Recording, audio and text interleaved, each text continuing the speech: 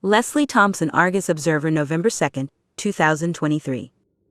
Stacey Wondra gets credit for time served in federal sentencing. Still no update from prosecutor on missing child case, where officials named man as one of 4 suspects. A Fruitland man received a reduced sentence for a federal charge for unlawful possession of a firearm during sentencing at the U.S. District Court for the District of Idaho in Boise on November 1st. Stacey Wondra entered a plea agreement on May 9th, pleading guilty to 1 count on the indictment. Although Wondra has been named as one of 4 suspects in the case of missing Fruitland boy Michael Monkey Vaughan, it's worth noting that this case is unrelated. For the firearm charge, U.S. District Judge Amanda K. Brailsford sentenced Wondra to 21 months in federal custody, followed by 3 years of supervised probation and a $100 fine being waived.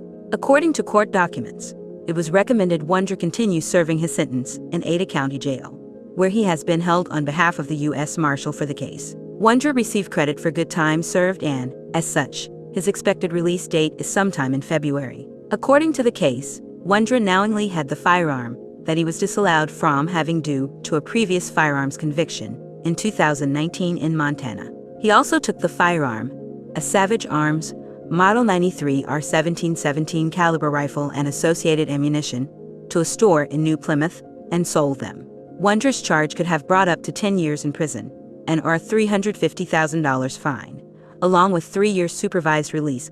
Wondra has never been charged with any crimes related to the disappearance of Michael, but was named as a suspect on December 1, 2022. In March, the only charges in that case which had been filed against Wondra's wife, Sarah, were dropped.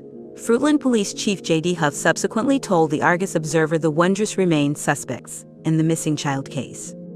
On July 27th, the 2-year anniversary of the child's disappearance, Huff publicly announced that he'd handed the case over to the prosecutor, declining to release any details, including whether the suspects previously named were still suspects. During a phone call in late September, Piatt County Prosecutor Mike Duke said he expected to charge Michael's case, but declined any further details, stating there are a lot of complexities. Since then, Duke has not returned requests for comment regarding when or whether he expects to take the matter up with a grand jury. In recent weeks, the newspaper was able to confirm on multiple occasions with various Piatt County court officials that there are no hearings pending for the grand jury, which would deliberate with the prosecutor on any charges. As recently as Wednesday, the newspaper was told there was a grand jury hearing on the calendar in August.